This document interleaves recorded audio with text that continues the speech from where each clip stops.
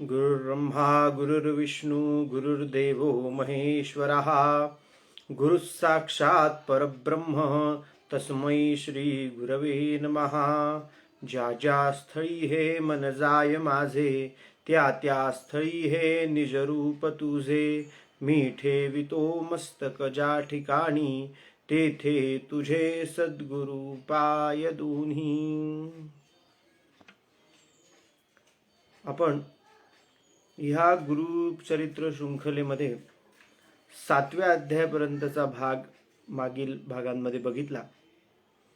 7व्या अध्यायापर्यंत आपण श्री गुरूंचा म्हणजे प्रथम श्री गुरूंचा अवतार असलेले श्री श्रीपाद वल्लभ महाराज यांचा जन्म, त्यानंतर त्यांनी तीर्थयात्रेला केलेली सुरुवात आणि ह्या यात्रेच्या अंतर्गत ते जेव्हा गोकर्ण क्षेत्रावर गेले तेव्हा नामधारकांनी सिद्धांना प्रश्न विचारला की ह्या गोकर्ण क्षेत्राचा महिमा काय, जिथे स्वतः त्रैमूर्ती अवतार असलेले श्रीपाद श्री वल्लभ महाराज जायचं म्हणत आहेत, तिथे गेलेले आहेत, तर या गोकर्णाचा महिमा सांगावा. मग तशा प्रकारे सिद्धांनी नामधारकांना गोकर्णाची कथा सांगितली. मग सिद्धांनी विचारलं, 7व्या अध्यायामध्ये नामधारकांनी सिद्धांना विचारलं की मग इथली पूर्व साक्ष कोणाला आहे का. तर मग त्या साक्षीची कथा सांगताना गौतम ऋषींनी राजाला गोकर्ण क्षेत्रावर जायला सांगितलं आणि तिथे एका चांडाळिनीला कशा प्रकारे शिवदूत घ्यायला आले की फक्त गोकर्णावरती नकळतपणे घडलेला शिवरात्रीचा उपवास आणि नकळतपणे वाहिली गेलेलं बेलाचं पान याच्या द्वारे ह्या पुण्यसंचयाच्या आधारे कशा प्रकारे शिवदूत त्या चांडाळिनीला त्या ठिकाणी घ्यायला आलेत, इथपर्यंतचा भाग आपण नामधारक आणि सिद्ध यांच्या संवादाच्या माध्यमातून अमृतासारखा प्राशन केलेला आहे. आता आपण 8व्या अध्यायाची या ठिकाणी सुरुवात करूया. श्री गणेशाय नमः.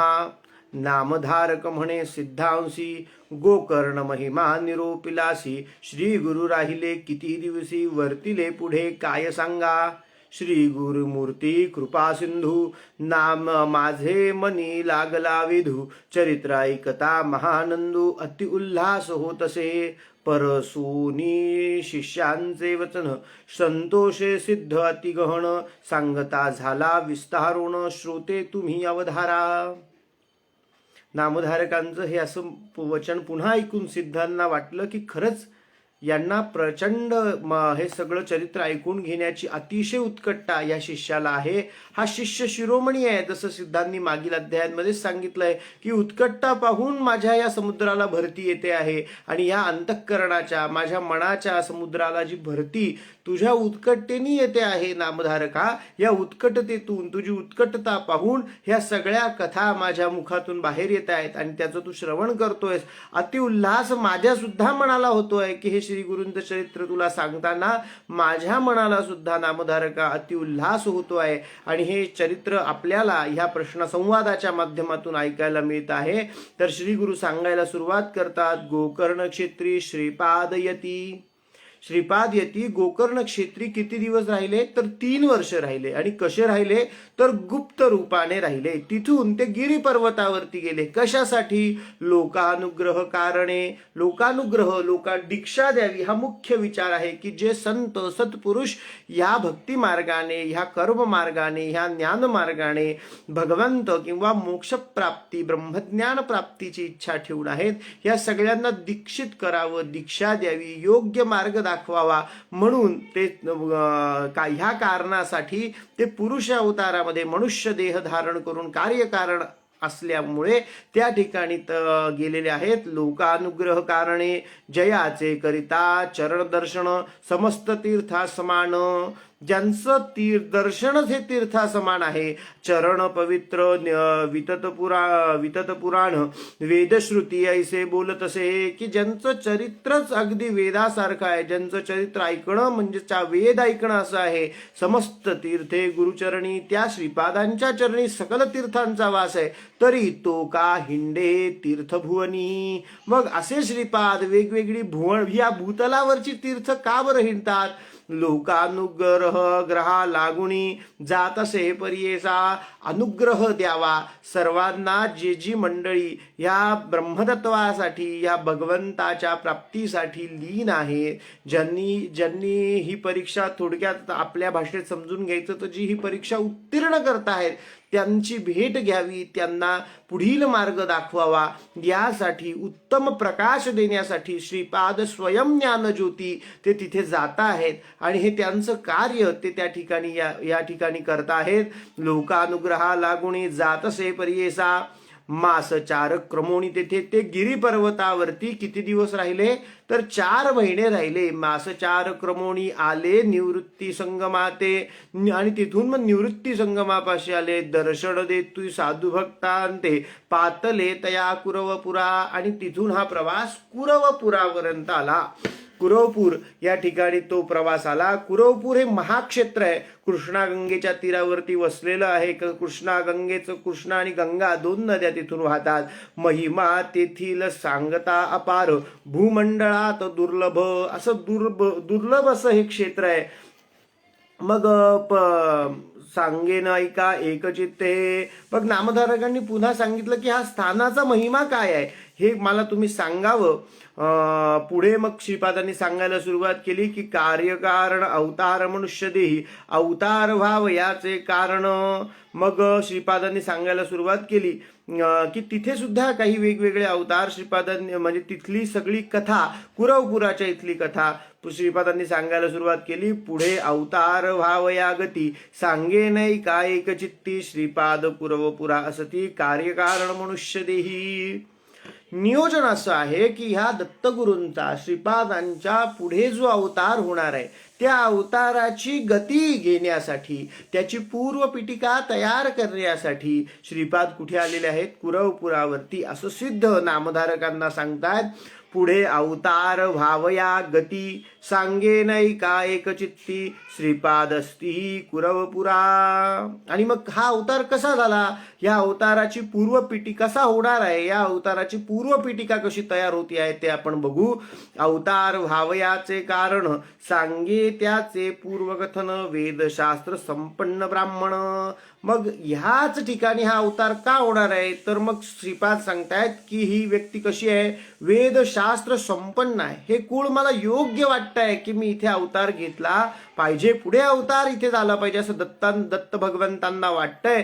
म्हणून त्या अवताराची पूर्वपीठिका तयार व्हावी यासाठी भगवंत काय करतायत तर कुरवपुराला आलेले आहेत. कुरवपुराला येऊन वेदशास्त्र संपन्न ब्राह्मण होता तया ग्रामी त्याची भार्या होती देखा नामतीयेचे अंबिका सुशील आचार पतिसेवका महापुण्यसथी देखा.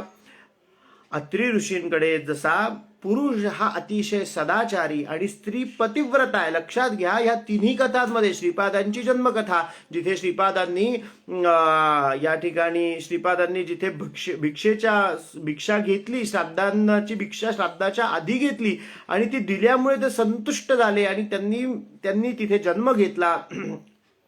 तशाच प्रकारे पहिल्या कथेमध्ये अनुसूया मातेच्या पोटी भगवंतांनी जन्म घेतला आणि या ठिकाणी भगवंत पुढील अवताराची दत्तात्रेय सद्गुरू पुढील अवताराची पुढील अवतारासाठी पुढील अवतार घेण्यासाठीचं कार्य या ठिकाणी करत आहेत. मग ते कशा प्रकारे करत आहेत तर त्यांनी सांगितलं नामतीयेचे अंबिका सुशील आचार पतिसेवका. या तिन्ही कथांमध्ये एक साधर्म्य आपण अगदी बारकाईने बघितलं तर लक्षात येईल की इथे जसे अत्री महाराज सदाचारी आहेत आणि अनुसूया देवी ह्या अत्री ऋषी हे सदाचारी आहेत आणि अनुसूया देवी ह्या सत्यपतिव्रता आहेत, तसंच दुसऱ्याही ठिकाणी तसंच आहे आणि तिसऱ्याही ह्या कथेमध्ये सुद्धा ते सांगतायत की जो पती इथे जो पती आहे तो सदाचारी आहे आणि पत्नी ही त्याची पती सेवा करण्यात पतिव्रता आहे. अशीच ठिकाणं सद्गुरूंना आवडतात हे त्यांना सांगायचं आहे की मला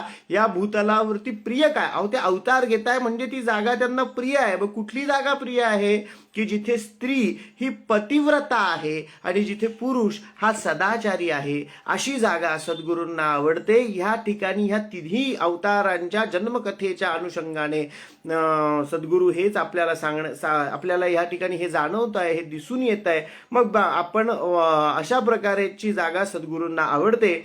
महापुण्य सती देखा तियेसी पुत्र होऊनी मरती, पूर्व कर्म फळ अर्जिती, तेथील अनेक तीर्थे आचरिती, तिने केली परियेसा. तिने भरपूर तीर्थांचं आचरण केलं, भरपूर पुण्यकर्म केलं, पण मागील कर्माचा भाग तिच्या प्रारब्ध कर्मामुळे काय होत आहे. कर्म 3 प्रकारचे असतात. कर्म किती प्रकारचे असतात? 3 प्रकारचे असतात. पहिलं असतं क्रियमाण कर्म, दुसरं संचित कर्म आणि तिसरं असतं प्रारब्ध कर्म. ह्या स्त्रीला प्रारब्ध कर्मामुळे तिचे पुत्र होत आहेत आणि मृत्यू पावतायत. ती पुत्र जगत नाही. पुत्र जाहला आणि एक पुत्र जगला तर तो कसा झाला? मतिमंद निर्माण झाला. त्याला काहीही करता येत नाही. त्याचा व्रतबंध केला. व्रतबंध केल्यानंतर तो आता व्रतबंध केला, वेदाभ्यास करायला त्याला पाठवलं, परंतु त्या मुलाला ती विद्या ग्रहण करता येत नाही. त्याला काहीही करता येत नाहीये, त्याला काही जमत नाहीये. मग आता काय करावं? तर मग प्रश्न पडला की आता काय करणार.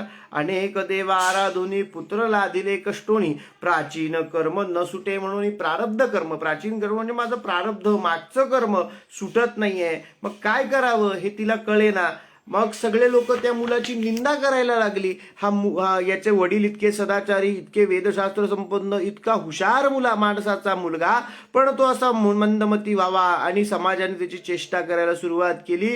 मग एके दिवशी काय झालं तर त्या मुलाला काही येत नाही म्हणून मग काय केलं तर त्याच्या वडिलांनी त्याला मारायला सुरुवात केली, की मारून तरी हा आता शिकणार आहे.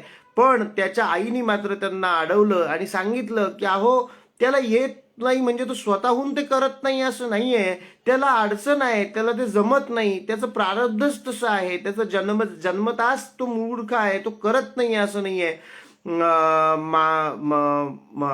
त्यांना सांगितलं सगळं. त्या वडिलांना तिने सांगितलं की असं आहे, ह्या कारणाने तो हे करत नाहीये. माता दुःख करीत गेली गंगा प्रवाहात. आणि काही काळांतराने काय झालं की त्या वेदशास्त्र संपन्न अशा ब्राह्मणाचा काही कालांतराने काही कारणाने मृत्यू झाला. मृत्यू झाल्यानंतर ती आई आणि मुलगा हे दोघंच त्या ठिकाणी राहिले.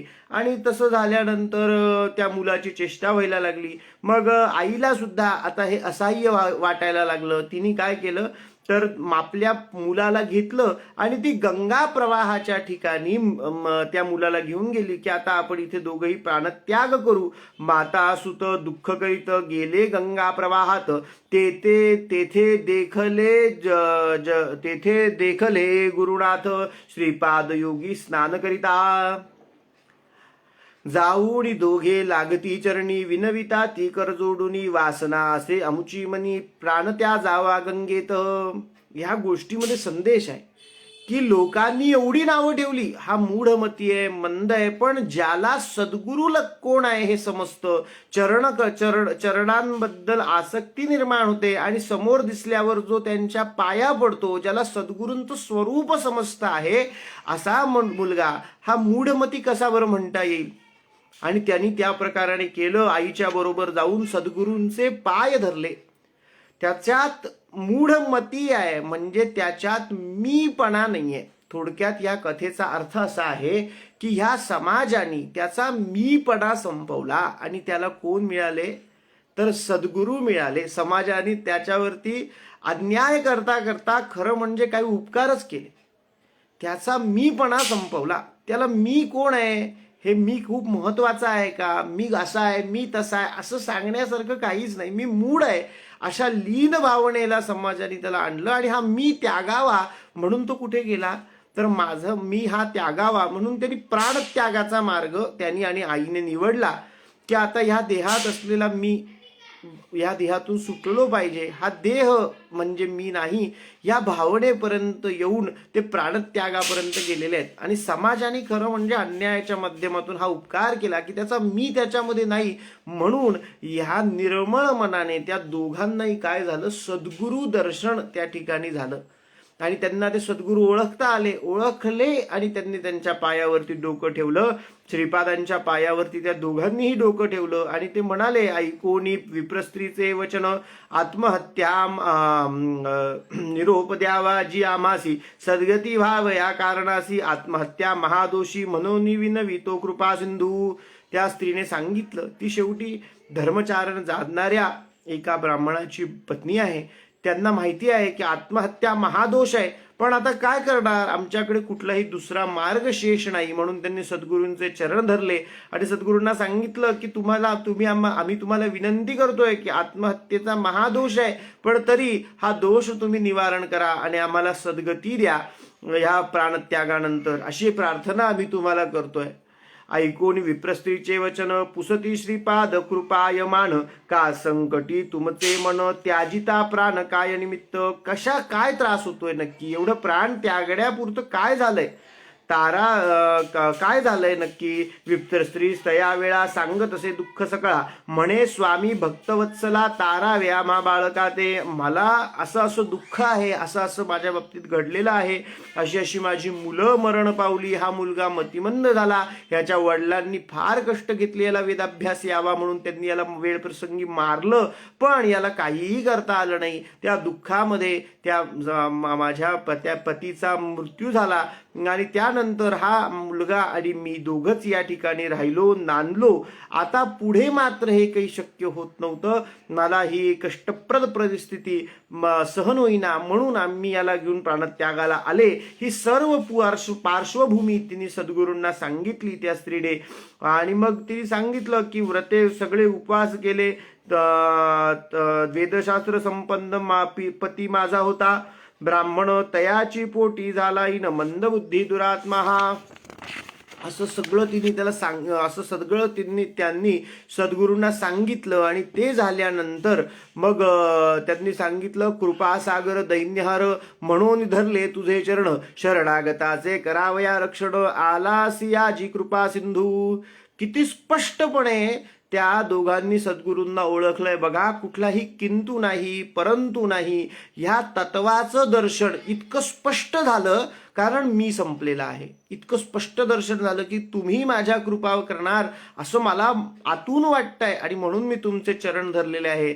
देवा आता ऐसे करणे पुढील जन्मी मनुष्यपणे पूज्यमान पुत्र पावणे तैसा पूज्य तू जगत्रयासी. जसा तू तिन्ही जगांमध्ये पूज्य आहेस, त्रयमूर्ती आहेस, असा मला पुत्र व्हावा असा आशीर्वाद द्या. कधी, पुढील जन्मी. म्हणजे मी आता माझं मरण वाचावं असं म्हणतच नाहीये. ऐकोनी तियेचे वचन सांगती कृपावंत होऊन करी वो ईश्वराराधन पुत्र होईल श्रीहरी ऐसा.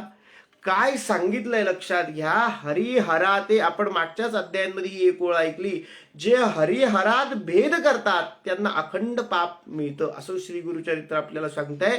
आणि इथे श्री गुरु एक पर्याय सांगतायत की श्रीहरीच्या प्राप्तीचा पर्याय काय, तर श्रीहरीच्या प्राप्तीचा पर्याय इतका विलक्षण सांगितलाय, वो ईश्वर आराधन करी वो ईश्वर आराधन. ईश्वर म्हणजे महादेवाची आराधना करा. कशासाठी करा, तर हरी सारखा पुत्र व्हावा म्हणून करा. विष्णू सारखा पुत्र महादेवाच्या आराधनेने होईल असं श्रीपाद सांगतायत. आणि ते सांगताना ती कथा सांगतायत की असा पुत्र कसा झाला. गवळीयाचे घरी देखा कृष्ण उपजला कारणिका, व्रत केले गवळी एका ईश्वराची आराधना. ते सांगतायत की भगवंताच्या, ईश्वराच्या, महादेवाच्या आराधनेने गवळीयांच्या घरी कृष्ण अवतार झाला.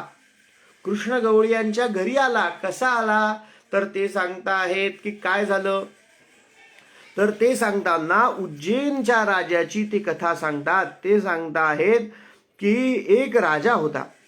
तो राजा उज्जैनी नाम नगरीसी जाहले चित्र विचित्र परियेसी. तया नगरी चंद्रसेन राजा होता, धर्मपरायण त्याचा सखा असे प्राण मणिभद्र नामे परियेसा. चंद्रसेन आणि मणिभद्र असे 2 जण होते. त्या राजा आणि त्याचा मित्र सदा ईश्वर भक्ती करी. ते महादेवाचे खूप मोठे भक्त होते. नाना प्रकारे अपरंपारी भोळा देव प्रसन्न करी दिधला चिंतामणी एक. आणि मग महादेवाने ह्या भक्तीने संतुष्ट होऊन त्यांना एक चिंतामणी दिला, नावाचा मणी त्यांना दिला. त्या मण्याचा कोटी सूर्यांसारखा प्रकाश होता. अतिशय विलक्षण असा प्रकाश होता, अतिशय सुंदर असा तो मणी होता. आणि तो जो मणी होता तो त्यांनी परिधान केला. मणिभद्र घातला महाहर्ष त्या मण्याचे लक्षण. आणि तो मणी असा होता सुंदर की त्या मणिभद्राचा त्या मण्याचा प्रकाश कोटी सूर्यांसारखा होता. आणि त्या मण्याचे लक्षण असं होतं की सोनं तर म्हणजे लोखंडाला परिसाचा स्पर्श झाला तर त्याचं सुवर्ण होतं, पण हा मणी त्याच्यापेक्षाही विलक्षण होता. नुसता दगडाला स्पर्श झाला तरी सुद्धा काय व्हायचं तर त्या दगडाचं सुद्धा सुवर्ण व्हायचं. तेज फाकिले ज्यापरी जाण ते कणक होत असे. ज्या ज्या दगडांवर नुसता लोखंडावर दगडावर स्पर्श नाही झाला, नुसता प्रकाश पडला तरी सुद्धा सोनं व्हायचं. असा विलक्षण असा मणी त्या ठिकाणी त्या महादेवानी त्यांना दिलेला होता.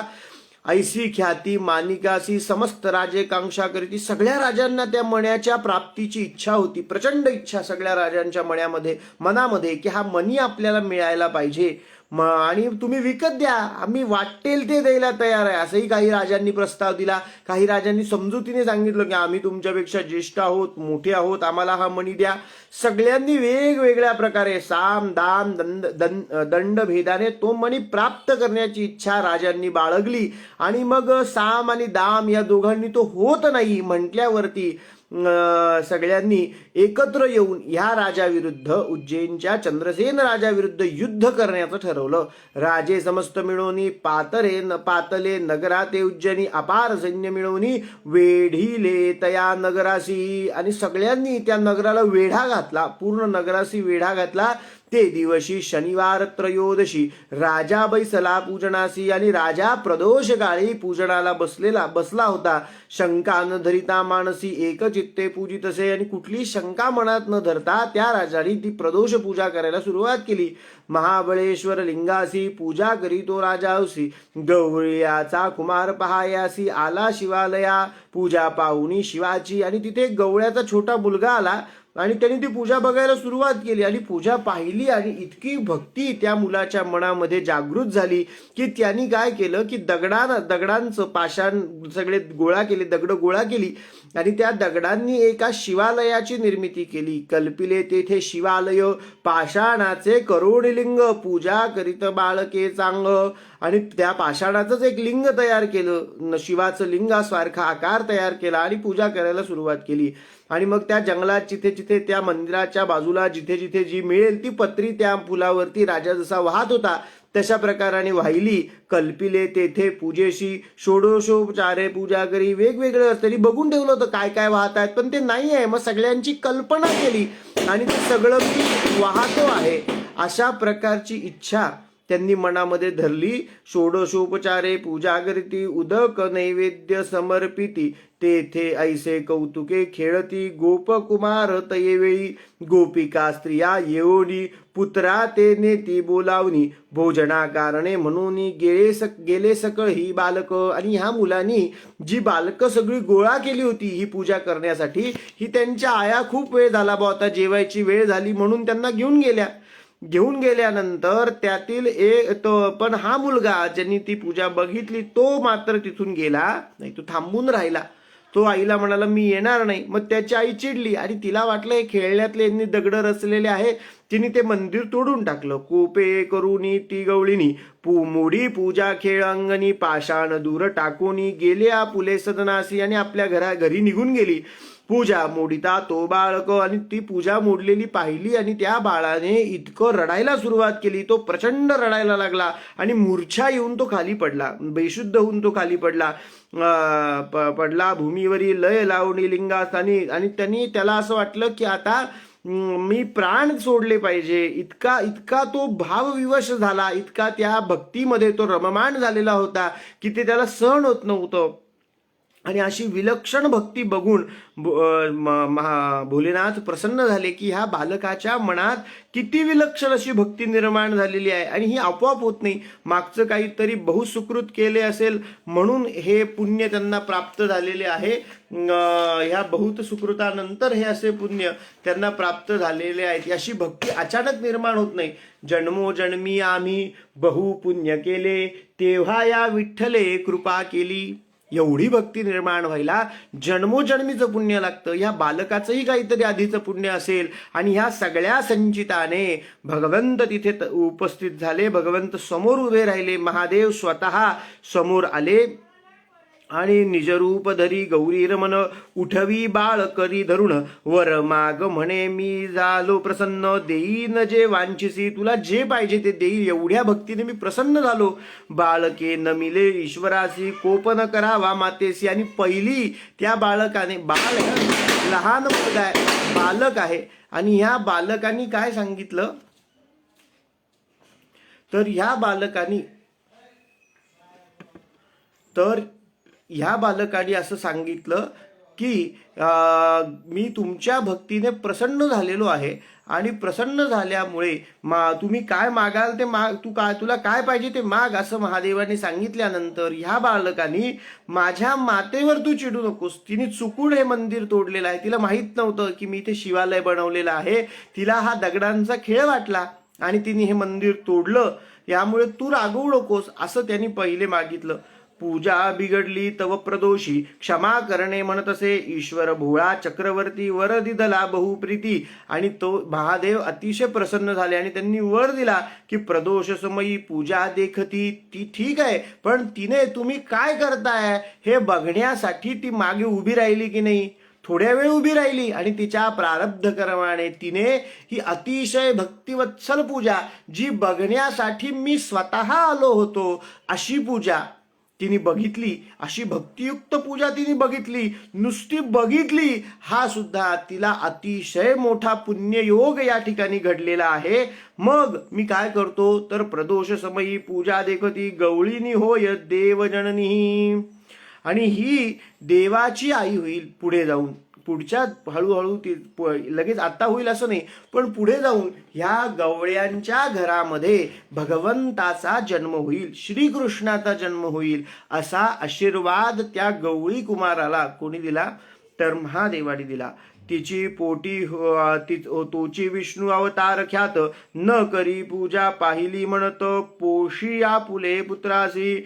जेने मानसी तू इच्छिसी, पावेल ते धरी मानसी. अखिल सौख्य तुझी या वंशासी, पुत्र पौत्रासी नांदशील. प्रसन्न होऊनी गिरिजापती, गेले लिंगालयी गुप्ती. आणि पुन्हा महादेव जे आहेत ते या ठिकाणी नाहीसे झाले, गुप्त झाले त्या लिंगामध्ये. ते पुन्हा ज्या पाषाण लिंगातून ते बाहेर आले होते त्या पाषाण लिंगात पुन्हा महादेव गुप्त झाले. अशा प्रकारे त्या गवळ्याच्या मुलाला असा आशीर्वाद मिळाला आणि कोटी सूर्यप्रकाश शिवालय. आणि अचानक त्या दगडाच्या मंदिराचं अतिशय प्रकाशमान असं कोटी सूर्यांचा प्रकाश असलेलं दिव्य असं शिवालय तिथे तयार झालं. उदय झाला आणि असं वाटायला लागलं की सकाळच झाली.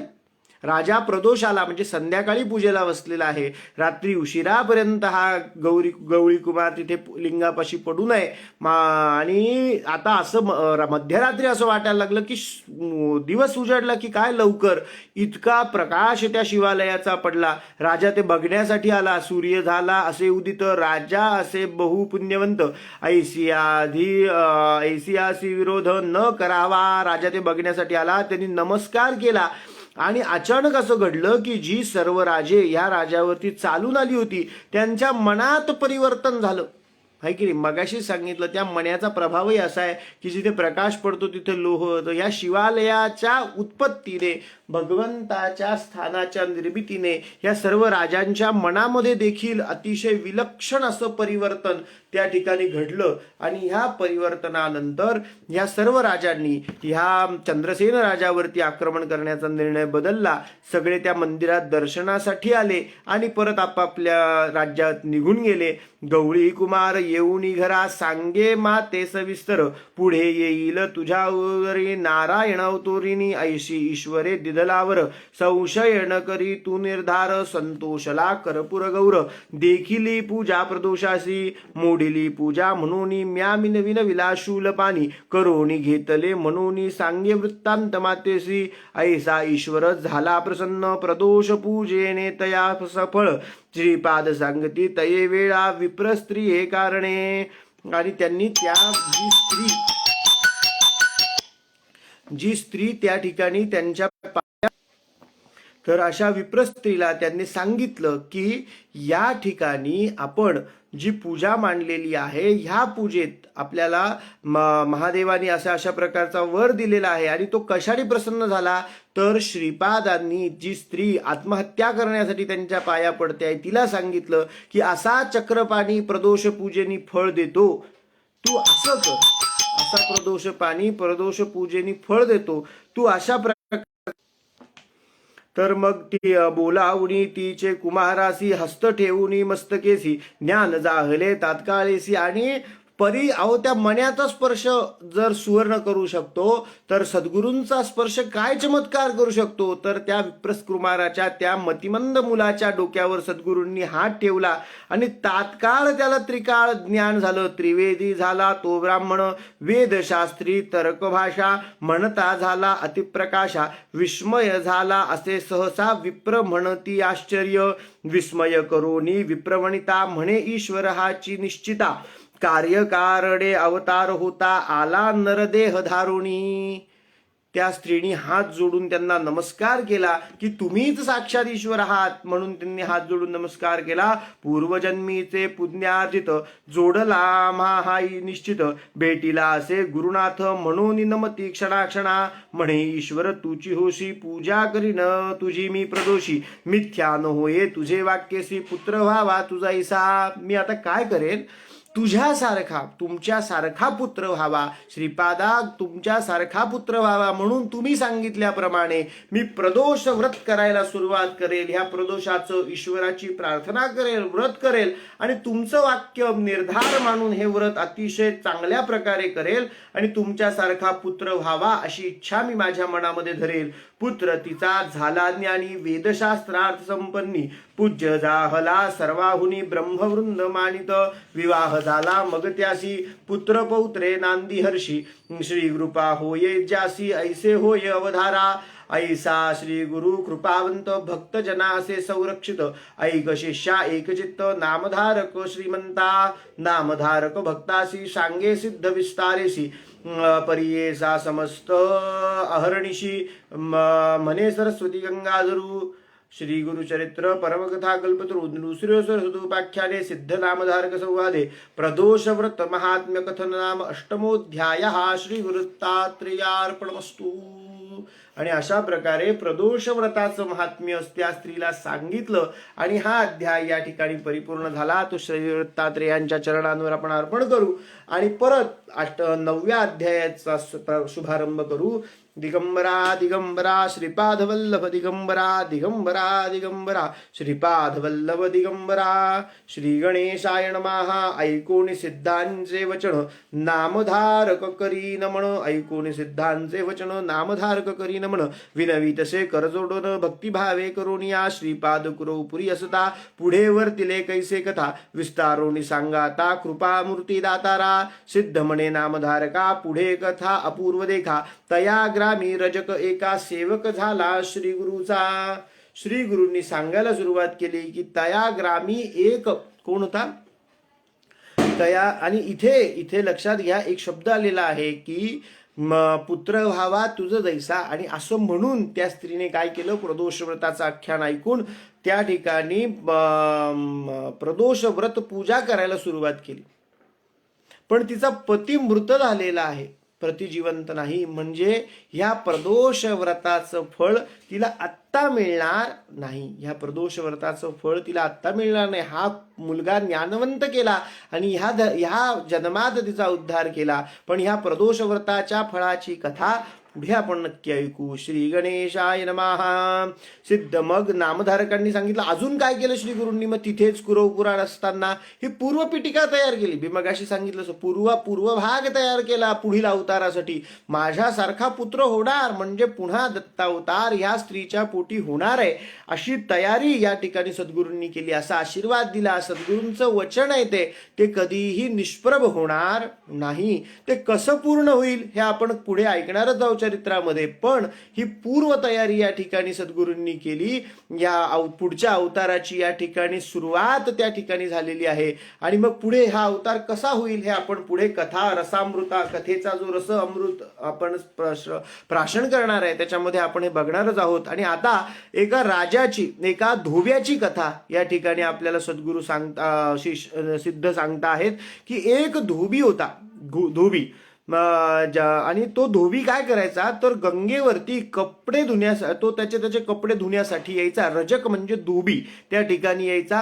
आणि श्रीपाद यती रोज त्या कुरवपुरावरती गंगेचं स्नान करण्यासाठी यायचे. ते विधीपूर्वक स्नान करायचे. कशासाठी तर लोक व्यवहार संपादिती, जसा व्यवहार आहे तसं मी वागलं पाहिजे, कारण कार्यकारणाने मी मनुष्य आहे आणि मी सदाचाराचा उत्तम मार्ग दाखवला पाहिजे, म्हणून ते नित्य नियमाने, अतिशय नित्य नियमाने तिथे यायचे. आंघोळ करायचे, रोज आपली संध्या वंदन सगळी अर्चना करायचे. आणि मग ते झाल्यानंतर सद्गुरू जायला निघायचे. आणि जेव्हा ते निघायचे तेव्हा हा रजक रोज, हा धोबी त्यांचं रोज दर्शन करायचा.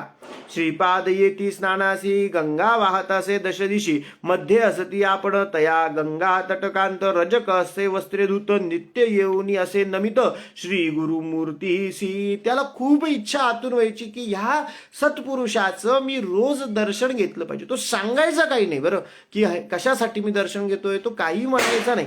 पण त्याचं प्रारब्ध कर्म असं पुण्यवान तो रजक की त्याच्या मनात अशी इच्छा व्हायची की नाही तर काही जणांना इच्छा होते हा मनुष्य मध्येच उभा आहे, याच्या अंगावर अजून पाणी उडवा, याला अजून त्रास द्या, हा काय रोज येऊन उभा राहतो, असं नाही. त्या पुण्यवान माणसाच्या मनात अशी इच्छा व्हायची की हा कुणीतरी यती, कोणीतरी संत साधू सत्पुरुष या ठिकाणी येतो, हा मनुष्य इथे उभा असतो आणि त्या मनुष्याचे आपण रोज या ठिकाणी चरण स्पर्श केला पाहिजे, त्याला नमस्कार वंदन केलं पाहिजे. आणि हा नित्य नियमाने, जितक्या नित्य नियमाने श्रीपाद यायचे तितक्याच नित्य नियमाने हा रजक सुद्धा, हा धोबी सुद्धा त्या ठिकाणी यायचा. त्याचं निश्चित कर्म तो करायचा.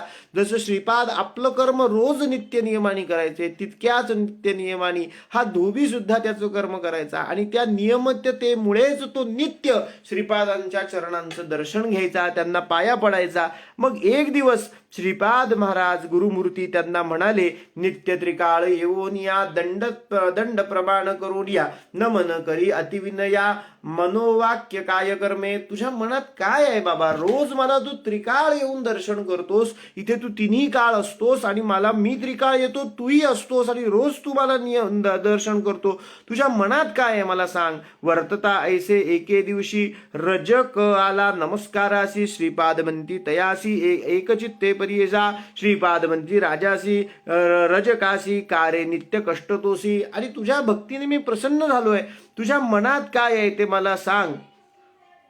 सुखे राज्य करी आता ऐकता तुष्टलो तुझ्या भक्तीसी, ऐकता श्री गुरूंचे वचन गाठी बांधी पल्लवी शकून. आणि त्यांनी काय केलं तर धोत्राची गाठ मारली,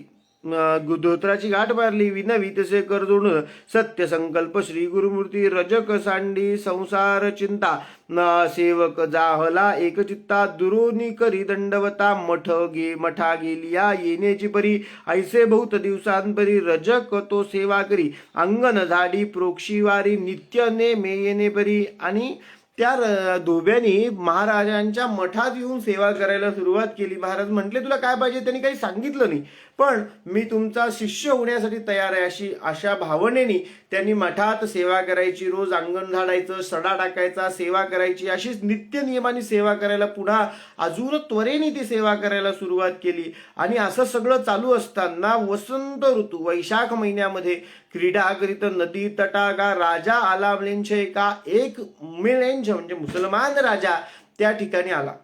आणि आल्यानंतर त्याची सगळं ऐश्वर भरपूर स्त्रियांबरोबर तो स्नान करतोय. ऐश्वर्याने वेगवेगळे हत्ती बाजूने आहेत, त्यांच्यावरती सुवर्णडंबरी आहेत आणि सुवर्णाच्या मेघडंबरी आहेत, सुवर्णाच्या अंबारी आहेत. त्या राजाचं नानाविध असं ऐश्वर आहे आणि ह्या नानाविध ऐश्वर्याने युक्त असा हा राजा तिथे स्नान करण्यासाठी आला. आणि ह्या रजकाच्या मनामध्ये हे सगळं ऐश्वर पाहून असं आलं की ह्या राजाने कोणाची बरं सेवा केली असेल, ह्या राजाने नक्की काय पुण्य मागच्या जन्मात केलं असेल की ह्या जन्मी याला असं ऐश्वर प्राप्त व्हावं, कुठल्या भगवंताची यांनी सेवा केली असेल की हे सगळं याला प्राप्त व्हावं, अशा भोगात हा असावा, हे सगळं त्याच्या मनामध्ये आलं. आणि असं असताना श्री गुरूंना लक्षात आलं की याची कामना अजून संपलेली नाही. आपण एखाद्या गोष्टीमध्ये अडकून राहिलो तर आपण थोड्या वेळ दाखवू शकतो की मला या सगळ्याची गरज नाही, पण मनाची इच्छा आणि श्री गुरु अंतर्यामी आहे, त्यांनी ते जाणलं की ह्या रजकाला सेवेच्या बदल्यात आपण खरं म्हणजे काय दिली पाहिजे तर मुक्ती दिली पाहिजे. पण ती देण्यासाठी अजून संपूर्ण कामनांचा ऱ्हास झालेला नाही, याचे भोग याला शिल्लक आहेत. मग आता श्री गुरुंनी त्याला विचारलं, ऐसे मनी चिंतित करी तसे दंडवत श्रीपादराव कृपावंत वळखली वासना तयाची. श्रीपादांच्या लक्षात आलं की तुला राजा व्हायचंय का, तुला हे सगळं सुख पाहिजे का, या भोगाची अजून कामना तुझी शिल्लक आहे का. मग भक्तवत्सल श्री गुरुमूर्ती जाणून यंतरी याची स्थिती बोला उनिया पुसती काय चिंतसी मानसी. बर काय चिंतो, तुला राजा व्हायचंय का, न अपूर्व देखील दृष्टी रायासी संतोष झाला मानसी. केवळ दास श्री गुरुचा पूर्वी आराधोनी देवासी पावला आता या पदासी म्हणून चिंततो मानसी. कृपा सिंधू दातारा, काहीतरी पुण्यकर्म मागचं आहे म्हणून तो राजा या ठिकाणी असं प्राप्त करतोय. तर असं ही सगळी वांछना माझ्या मनात येते. त्यांनी खरं खरं आपलं सांगून टाकलं की मनात काय येतंय. ऐसे विद्या संबोधेसी नाना वासना इंद्रियासी चाड नाही या भोगासी चरणी तुझे मद सौख्य. त्यांनी सांगितलं की तुमच्या चरणावर त्याला परत त्यांनी मनाला मुरड घातली की हे सगळं सौख्य जे आहे हे भोग चाड नसलेलं आहे, हे चांगलं नाही आहे. तुमच्याच पायावरती माझं खरं सौख्य आहे सद्गुरुनाथ, हे माझ्या मनामध्ये आलं, असं आलं, पण मला वाटतंय की हे नाही आहे. म्हणजे माणसाची बुद्धी असलेला प्रभाव अभ्यास हे काहीतरी वेगळं सांगतं आणि माणसाचं मन काहीतरी वेगळं सांगतं. श्रीपाद म्हणतायत की तुझ्या मनामध्ये मात्र मला वासना दिसते आहे, तुला हे सगळे भोग भोगण्या, हे सगळ्या भोगामध्ये या विलासामध्ये रमण्याची तुला इच्छा दिसते. मग त्यांनी काय केलं, वांछा असे भोगावयासी राज्य वांछा असे भोगावयासी राज्य भोग तमोवृत्ती निववी इंद्रिये सकळ नातरी मोक्ष नव्हे निर्मळ बाधा करी ती पुढे केवळ जन्मांतरी परियेसा. अशा वासनेसहित हा मोक्ष मिळणार नाही. जन्मोजन्मीची वासना हळूहळू जावी लागेल आणि मग हा मोक्ष मिळेल. तर अशा वासनेसहित हा मिळणार नाहीच आहे, तू असं म्हणू नकोस. म्हणून ऐकोनी स्वामींचे वचन विनवी रजक करदोडून कृपा सागरू तू गुरुराज पूर्वी का उपेक्षेसी मज लागी अंध गुरुराज पूर्वी का उपेक्षेसी मज लागी अंतरतील तुझे चरण. आणि तो म्हणतो की नको देवा, तुम्ही मला तो त्या इच्छेतून बाहेर आला आणि सद्गुरूंच्या सात्विक दर्शनाचं, तो सात्विक रूपाचं तो पुन्हा दर्शन करायला लागला आणि सात्विक भाव पुन्हा त्याच्या मनामध्ये आले आणि तो म्हणाला की तुमचं चरण माझ्यापासून दूर होतील गुरुदेवा, तुम्ही असं करू नका. या भोगांचा विलास माझ्या मनामध्ये आला पण तो नको, तुमचे चरण हवे. पण श्री गुरु म्हणले की पुढे आला तर मग ही गती मिळणार नाहीच आहे, हा भोग पूर्ण व्हायला पाहिजे. म्हणून तुझा अनुग्रह असे कारण ज्ञान द्यावे दातारा श्री गुरुमंती तयासी. मग काय होईल आता तर वैदुर नगरी जन्म घेसी. तू पुढचा जन्म कुठे घेशील, मी तुला आशीर्वाद देतो की तू पुढचा जन्म वैदुरा नगरीमध्ये घेशील. कुठे घेशील, वैदुरा नगरी म्हणजे आताचं बिदर. तिथे तू तो जन्म घेशील. भेटी देऊ अंतकाळासी कारण असे येणे आम्हा. आणि तिथे तुझी आणि माझी भेट होईल. ही जी तू भक्ती केली आहे ती वाया जाणार नाही. त्याही जन्मात मी तुला भेट द्यायला येईल. कसा येईल? भेटी होताची आम्हासी ज्ञान होईल तुझे मानसी. आणि तेव्हा तुझ्या मनात त्या जन्मात तेव्हा ज्ञान होईल की मी दत्तगुरूंची पूर्वी भक्ती केलेली आहे. तेव्हा तू म्लेंछ राजासारखाच वागशील. जसा तो वागतोय तसाच वागशील. पण त्या जन्मात तेव्हा तुला ज्ञान होईल की मी म्लेंछ राजा, मी श्री गुरूंची भक्ती केलेली आहे. असं तू म्लेंछ असून सुद्धा माझ्याबद्दलची भक्तिपूर्ण अशी मनाची इच्छा, अशी श्रद्धा तुझ्या मनामध्ये आपोआप जागृत होईल. आणि मी कसा येईन? इथे फार महत्वाचं वाक्य या ठिकाणी आलेलं आहे की मी कसा येईल. आम्ही येणे घडेल अनेक कार्य कारणासी. अजूनही पुढचं कार्य बाकी आहे आणि त्या कारणाने आम्ही पुन्हा अवतार घेणारच आहोत. आणि हा पुढचा अवतार आमचा होईल अवतार घेऊ परियेसी वेश धारुणी संन्यासी. तेव्हा आम्ही मात्र संन्यासी असू, संन्यासाचा वेश धारण केलेला असू. आणि तेव्हा आमचं नाव काय असेल तर नाम नृसिंह सरस्वती. श्रीपाद स्वतः आपल्या मुखातून पुढील अवताराचं नाव सांगतायत की नाव आमचं काय असणार आहे तर श्रीपाद नृसिंह सरस्वती. राम नाम आधी आहे आणि अवतार नंतर आहे असं जे आपण नेहमी ऐकतो त्याच प्रकारे श्री नृसिंह सरस्वतींचं नाम आधी आहे आणि अवतार नंतर आहे. श्रीपाद स्वतः सांगताय वेशधारुणी संन्यासी नाम नृसिंह सरस्वती. नृसिंह सरस्वती महाराज की जय. नृसिंह सरस्वती अवताराने आम्ही तुझी भेट घेऊ. आमची भेट होईल त्या बिदर नगरात. तुझी माझी भेट पुन्हा होईल. ही तू केलेली आमची भक्ती लांब जाणार नाही. तुला जे वाटतंय ना तर तुझे भोगही पूर्ण होतील, तुझ्या विलास वासनाही संपतील आणि तू मग तिथून पुढच्या मार्गासाठी योग्य असा होशील. आणि म्हणून तुला आम्ही हे सगळ्या प्रकारचं कर्म या ठिकाणी निरोप देती जया म्हणून दैसे तया जंबो गुणी. निरोप देती तया जाणुनी सक रजकासी जवळी पाचारिती. इह भोगासी की पुढती राज्य भोग सांग मज. मग अशा प्रकारे ह्या जन्मी तुला हा राज्यभोग पाहिजे की कधी पाहिजे हे मला सांग. श्रीपादांनी त्यांना विचारलं की हे सगळं होईल, मग आता तुला हा राजभोग कधी पाहिजे? ह्या जन्मी पाहिजे की पुढील जन्मी पाहिजे? तर तो म्हणाला की आता मी वृद्ध झालेलो आहे. या वृद्धापकाळात भगवंता ह्या राजभोगाचं काय काम? मला तुम्ही पुढच्या जन्मी हा राजभोग द्या. ऐको निरजकाचे वचन निरोप देती श्री गुरु आपण त्वरित जाई रे म्हणून जन्मांतरी भोगी म्हणती. आणि काय केलं श्री गुरुंनी त्याचा जन्म बदल होईल तुझा आता असाच आशीर्वाद दिला.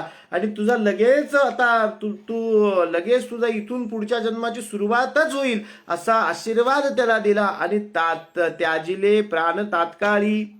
आणि त्या रजकानी त्या धोब्यानी त्याचे तात्काळ प्राण सोडून दिले आणि तो पुढच्या मार्गाला निघाला. तात्काळ प्राण त्यांनी सोडून दिले आणि तो त्याच्या पुढच्या मार्गाला निघाला आहे ना. भगवंत सुद्धा म्हणतात की हे भगवंत गीतेमध्ये सांगतात की हे जे शरीर आहे हे शरीर ह्या आत्म्याचे कपडे आहे.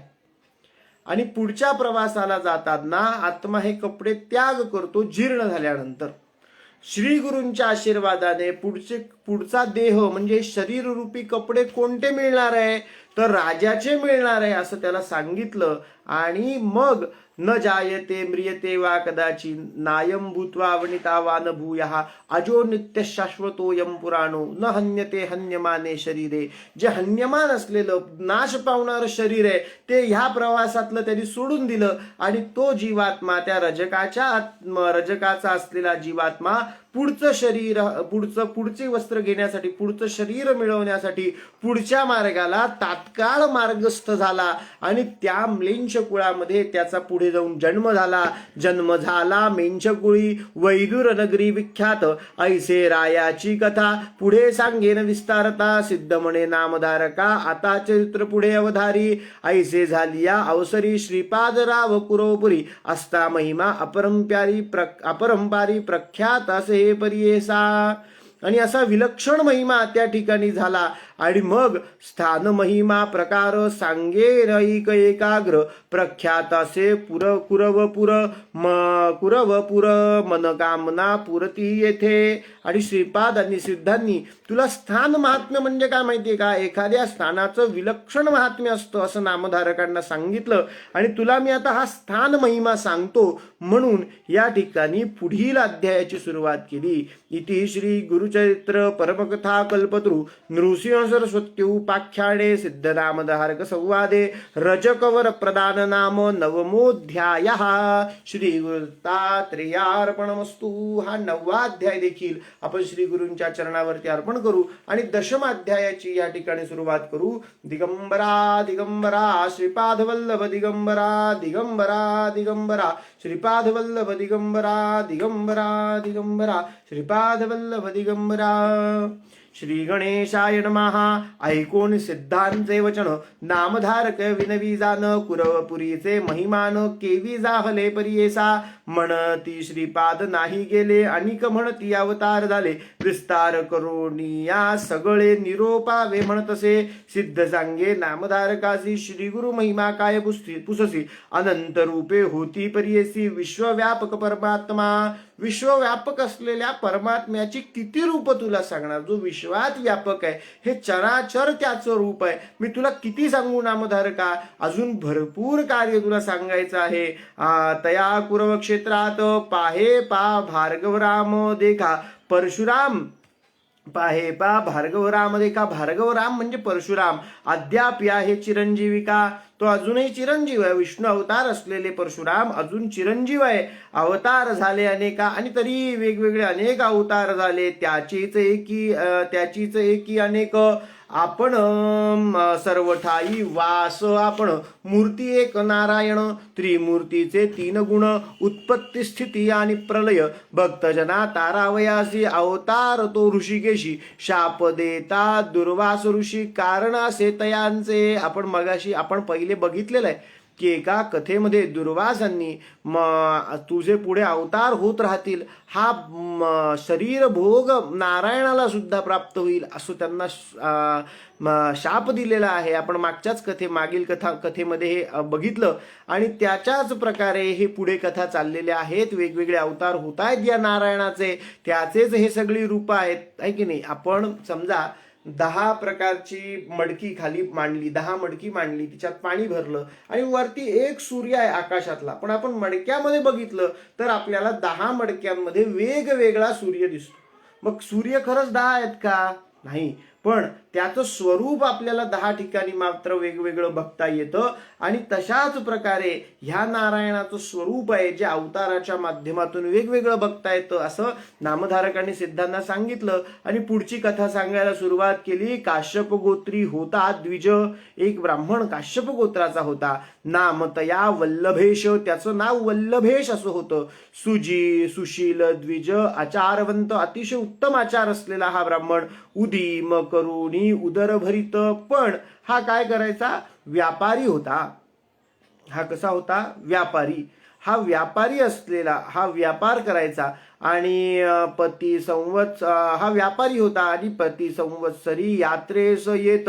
त्या श्रीपाद क्षेत्रासी असता पुढे वर्तमानी.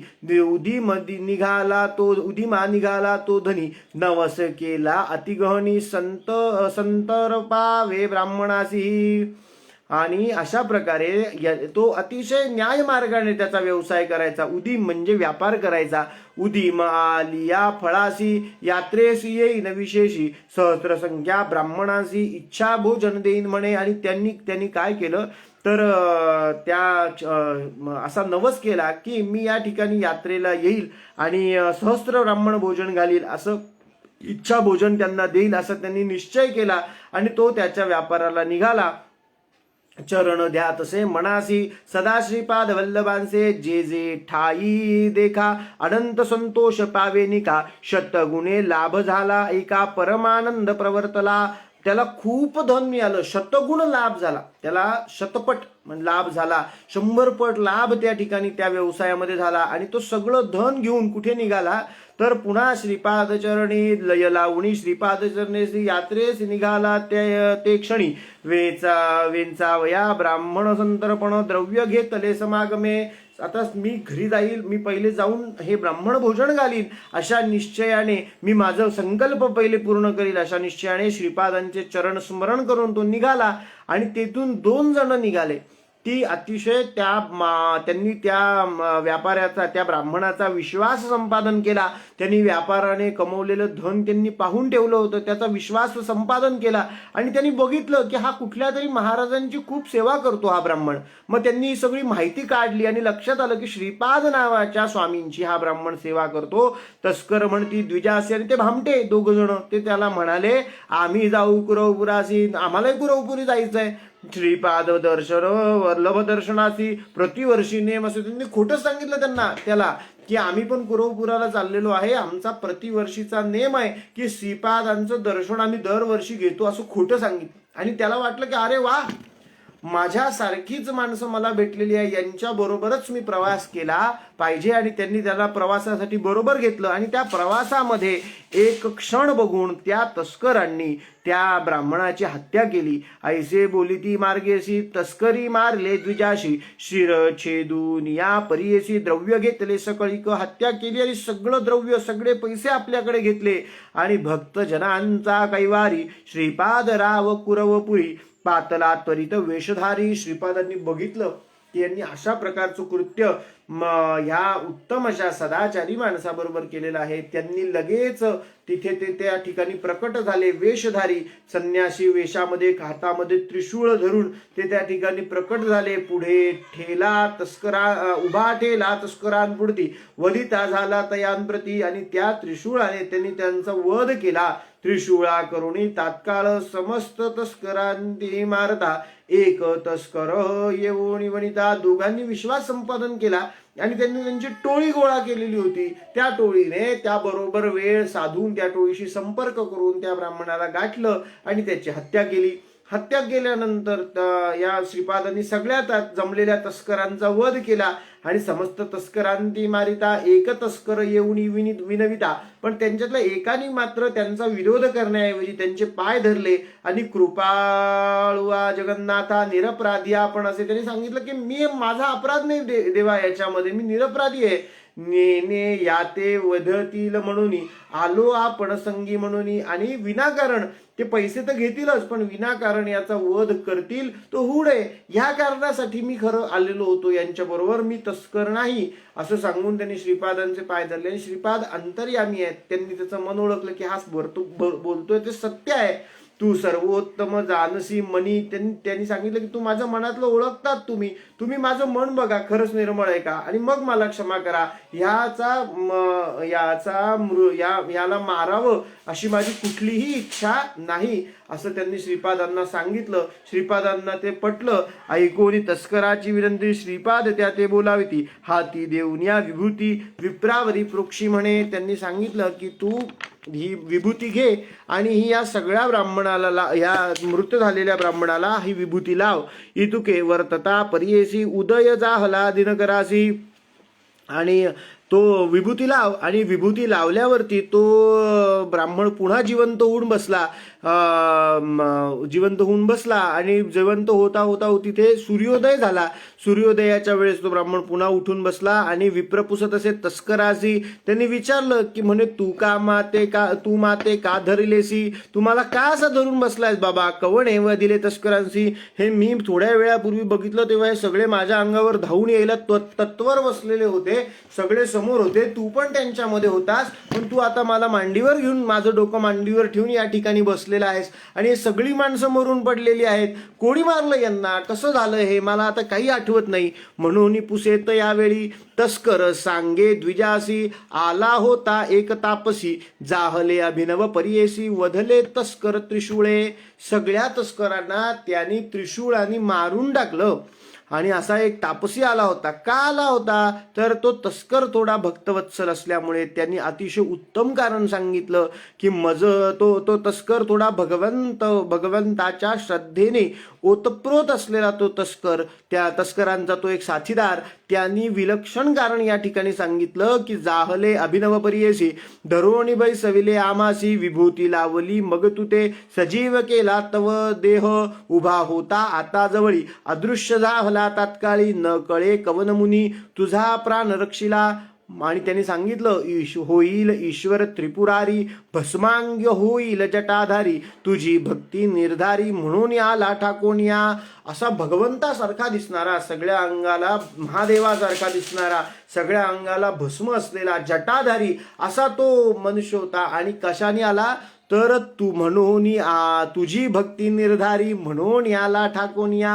हे तस्कराला कळालंय. तस्करांच्या साथीदाराचं वाक्य काय आहे गुरुचरित्रामध्ये, तो म्हणतो आहे तस्करांबरोबर असलेला साथीदार तो काय म्हणतो आहे, तुझी भक्ती निर्धारी. तुझ्या भक्तीचं हे फळ आहे. कशाचं फळ आहे? तुझ्या भक्तीचं हे फळ आहे. तुझी भक्ती निर्धारी म्हणून याला ठाकून या. आणि म्हणून असा हा तापसी ब्रह्मचारी या ठिकाणी आला आणि तुझं प्राण तुला परत रक्षण करून गेला. ऐकोणी तस्कराचे वचन विश्वासला तो ब्राह्मण तस्कर जवळील द्रव्य घेऊन गेला यात्रेसी कुरवपुरा नाना परी पूजा करी ब्राह्मण भोजन सहस्त्रचारी अनंत भक्ती प्रतिकरी पूजा करी श्री गुरुपादुकांची. ऐसे अनंत भक्तजन त्यांनी इतकी मोठी पूजा त्या ठिकाणी आरंभ केली. सगळ्या वेगवेगळ्या नानाविध द्रव्यांनी श्री गुरूंच्या चरण पादुकांची विलक्षण अशी पूजा त्यांनी त्या ठिकाणी कुरवपुराला जाऊन केली. सगळ्या सहस्त्र ब्राह्मण भोजन इच्छा भोजन दिलं सगळ्यांना.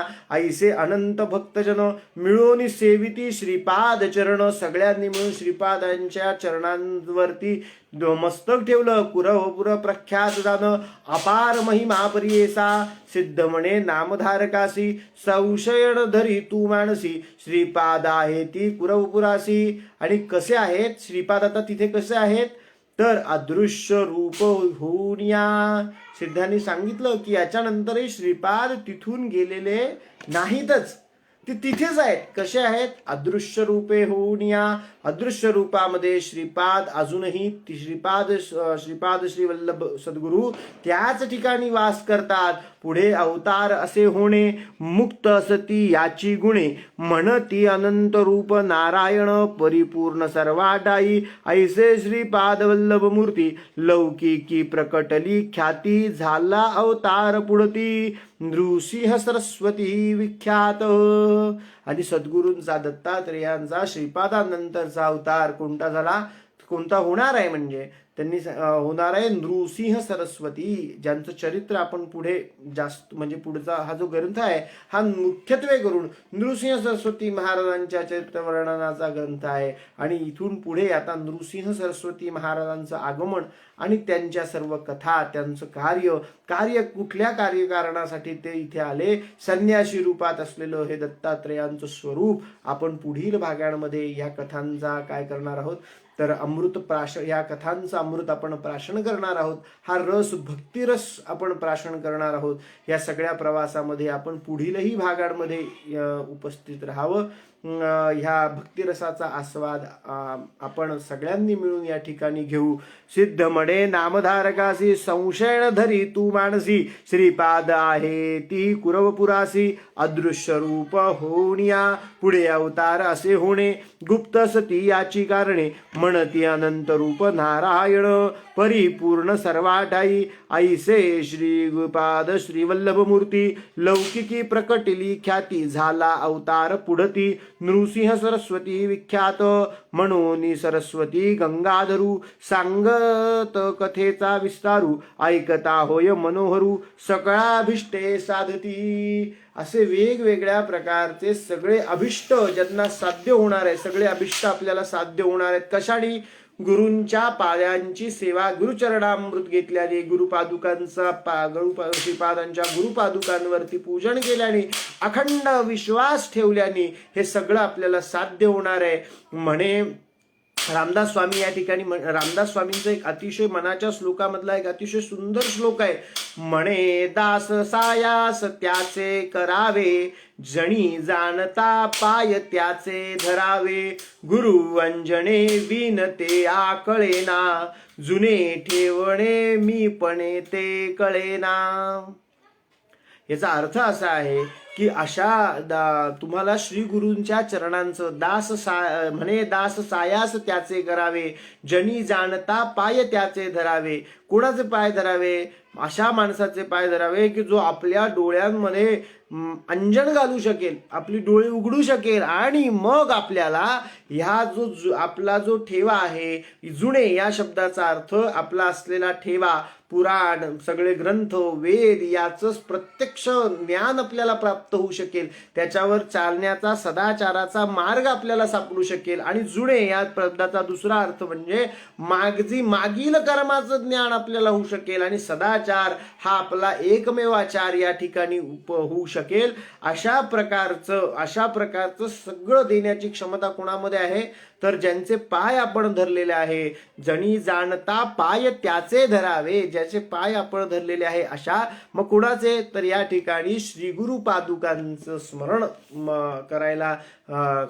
करावं. कुरवपुराला आपण गेलो तर श्री गुरु तिथेच आहेत असं समजून श्रीपादांच्या पादुकांना नमस्कार करावा. आणि ते जसं त्या विप्राची, ह्या ब्राह्मणाची, व्यापारी असलेल्या ब्राह्मणाची सगळं दैन्य त्यांनी हरण केलं, अशाच प्रकारचं दैन्य हरण ते आजही गुप्त रूपाने सर्व भक्तांसाठी करत आहेत. सगळ्यांसाठी ते हे कार्य करताय. याचा हे कसं होत आहे हे लक्षात यावं म्हणून सांगितलेली, उदाहरण म्हणून सांगितलेली ही एक कथा. अशा अनेक कथा श्रीपादांच्या आशीर्वादाने घडतात. श्रीपादांचं स्मरण करू, गुरुदेवांचं स्मरण करू, आणि हा 10वा अध्याय त्यांच्या चरणांवर आपण अर्पण करू. हात जोडून नमस्कार करू. दिगंबरा दिगंबरा श्रीपादवल्लभ दिगंबरा दिगंबरा दिगंबरा श्रीपादवल्लभ दिगंबरा. ब्रह्मानंदं परमसुखदं केवलं ज्ञानमूर्तिं द्वंद्वातीतं गगनसदृशं तत्त्वमस्यादिलक्ष्यम् एकं नित्यं विमलमचलं सर्वदी साक्षिभूतं भावातीतं त्रिगुणरहितं सद्गुरुं तं नमामि. सद्गुरु दत्तात्रेयाय नमः. इति श्री नृसिंह सरस्वती उपाख्याने सिद्धनामधारक संवादे भक्त संकटहरण नाम 10मोऽध्यायः. श्री गुरु दत्तात्रेयार्पणमस्तु. गुरुदेव दत्तात्रेय भगवान की जय. अवधूत चिंतन श्री गुरुदेव दत्त श्रीपाद श्री वल्लभ स्वामी महाराज की जय. श्री नृसिंह सरस्वती स्वामी महाराज की जय.